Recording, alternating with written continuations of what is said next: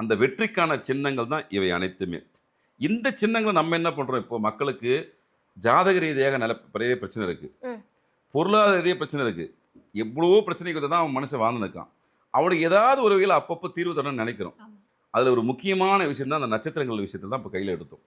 அப்போ நீங்க உங்களுடைய பிறந்த நட்சத்திரம் 2ஆம் நட்சத்திரத்த ஆக்டிவேஷன் பண்ணும்போது, அது எல்லாமே நான் 2 விஷயம் சொல்றேன். 2ஆம் இடம் ஏற்கனவே ஜாதகத்துல சொல்லியிருப்போம். 2ஆம் இடத்த வலுப்படுத்தணும்னு சொல்லுவோம். இந்த நட்சத்திர குறியீடுன்றது 2வது நட்சத்திரம் எதுவோ, அதுக்கான பொருட்கள பயன்படுத்தணும். இதுதான் கான்செப்ட். இந்த பொருட்கள நாங்க தயார் பண்ணி தர்றோம். எப்படி தயார் பண்ணி தர்றோம்? சும்மா ஒரு பொருளா செதுக்கிட்டு குடுத்துடல.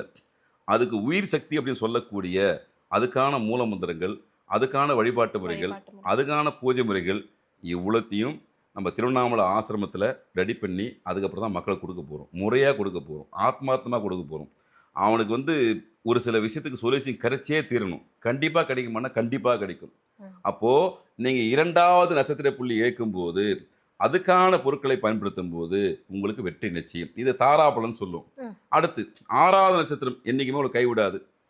நன்மையை தரும். எல்லாருக்குமே. இப்படி ஒவ்வொருத்தருக்கும் அவங்களுக்கான அனுகூலமான நட்சத்திரத்துடைய ஒரு கணக்கீடு முறை இருக்கு. ம். அப்ப நீங்க வரீங்க எனக்கு ஏ டூ இசட் எனக்கு எல்லாமே நன்மையா கிடைக்கணும் அப்படின்னா, அது பொதுவான விதி. விதி. 2வது நட்சத்திரம் எதுவோ, அதுக்கான சின்னங்களை சின்னங்கள். பயன்படுத்த வேண்டும். யாராக இருந்தாலும், எவராக இருந்தாலும்.